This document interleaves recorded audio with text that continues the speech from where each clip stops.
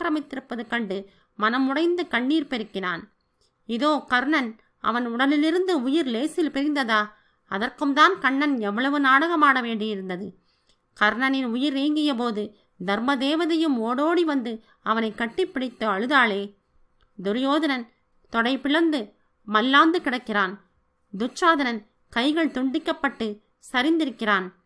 பிற கௌரவர்களில் சிலரது தலைகள் தனியே உருண்டு கிடக்கின்றன. ஆங்காங்கே தனித்தனியாக கைகள், கால்கள், உடல்கள். அப்பப்பா, என்ன கொடூரம்!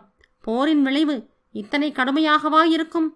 போருக்கு முன்னும் போரின் போதும் உள்ளத்தை வெற்றி வெறி மூடியிருந்தது.